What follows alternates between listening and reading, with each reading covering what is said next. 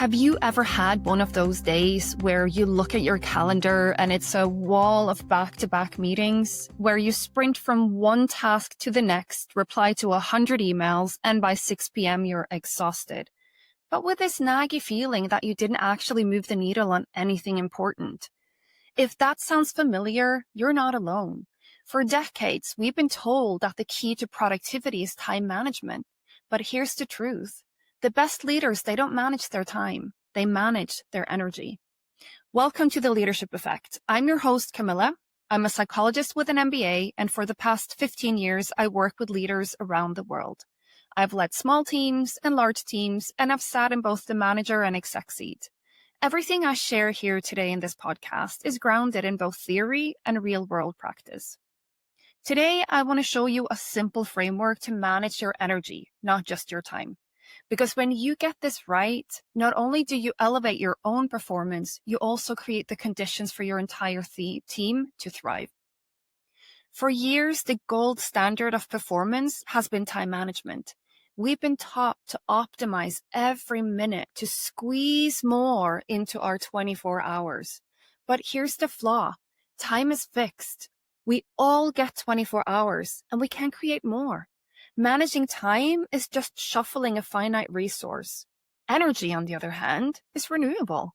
It can be drained, but it can also be recharged. Think of it this way.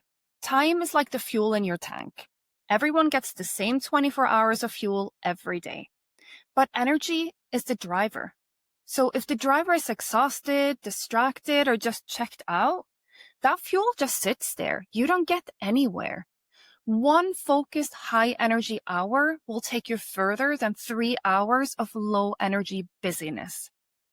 And as leaders, this is even more critical because our energy sets the weather for our entire teams.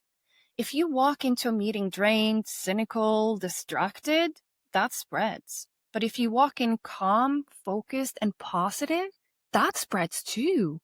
So the real question isn't how can I manage my time better? The real question is how do I manage my energy so I can bring my best self to the moments that matter most? The answer is you have more than one energy source. You have 4 batteries. Think like an engineer managing a power grid.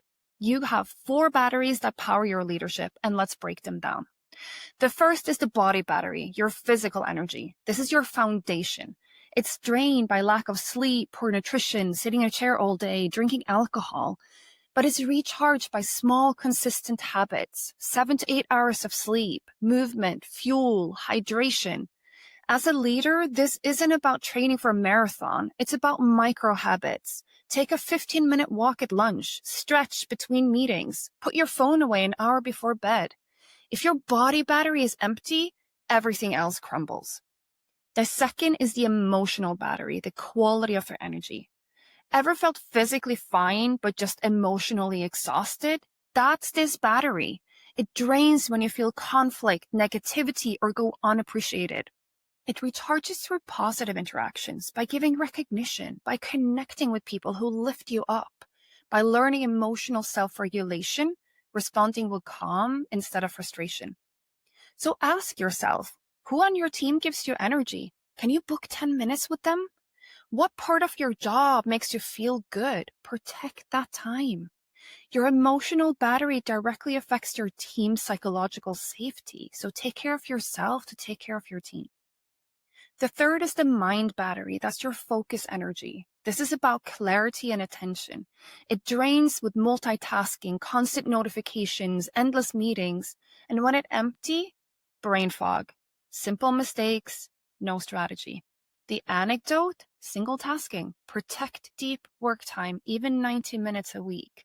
And here's the tool I love. Danielle North calls it the intentional pause. It's a 60-second reset between meetings. Stand up, breathe, look out the window. Ask yourself, what's my focus for this next conversation? That 1 minute isn't wasted. It recharges your mind battery for the next hour. The fourth is the purpose battery. That's your motivational energy. This is your why. The sense your work matters, and it drains when you feel disconnected or stuck in bureaucracy. It recharges when you connect task to meaning. Start Monday by writing your top 3 priorities and why they matter to you. When delegate, explain the bigger purpose. On Friday, take 10 minutes to reflect. What did I do this week that I'm proud of? This battery is the deepest, most resilient source of energy you have. Okay, let's turn this into action. You can't manage what you don't measure. So right now, let's do a quick personal energy audit. Grab a piece of paper and do 2 columns. Gives energy, drains energy. And think about last week. For your body, what gave you energy physically? What drained it? For your emotions, which conversations lifted you up? Which left you frustrated? For your mind, when were you most focused? When were you distracted? For your purpose, which tasks felt meaningful? Which tasks felt like a waste? Now look at your 2 lists. You've got your personal energy grid, so follow me on this plan. Pick one thing from drains to reduce or stop this week. Pick one thing from gives to schedule into your calendar. That's it.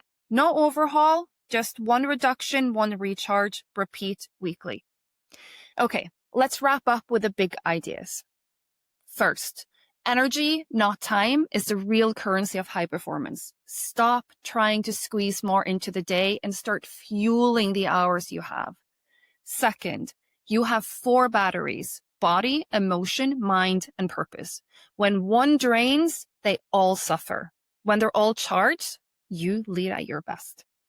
Third, small, consistent shifts matter more than dramatic overhauls. Audit weekly, reduce one drain, add one recharge. Here's your challenge. Run that energy audit once this week. Write down what gives you energy and what drains it. Then choose one small action from each side. That's it. Because here's the truth. When you lead with energy, you don't just elevate your own performance, you shape the climate for your entire team. So stop counting the hours and start making the hours count. That's it for this episode of The Leadership Effect. Thanks for listening. Join me next time as we explore another way to lead with clarity and impact.